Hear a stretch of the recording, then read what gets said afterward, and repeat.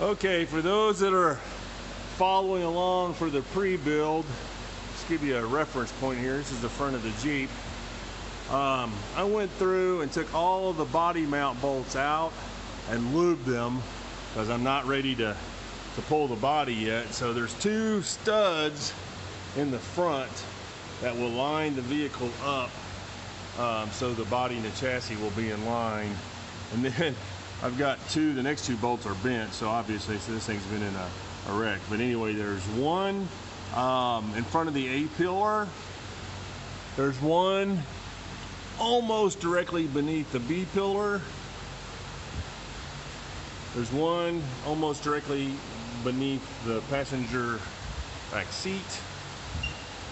And then there's one in the back on the older JKs that's behind the spring, behind the tire. So that's on each side. So you've got 1, 2, 3, 4, 5 on each side body mount bolts to remove the body. Then we're going to do things like unhook the gas tank line, which is pretty simple, and the vent for the evap.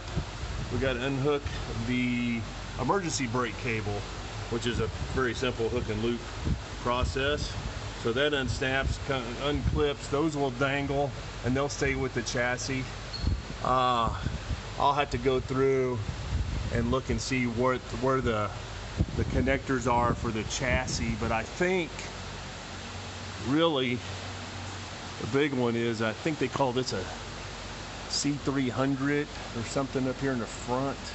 There's a big cluster of wires. It's kind of hard to see right here. I got kind of a mess anyway. But disconnect those wires and unhook the brake master cylinder and the ABS, lean it forward, and unhook the power steering pump, and it stays with the Jeep. And then probably a few basic connectors here and there, but for the most part, oh yeah, I got to take these running boards off, and then I will just simply use the lift up underneath the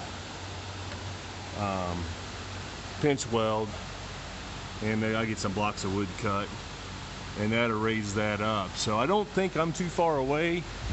I know shifter linkages, I'll have to do those, which I don't think that's going to be that big a deal.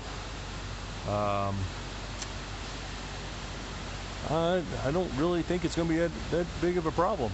So anyway, I'm getting all excited, but obviously I don't have the kit yet. But anyway, pre-build information.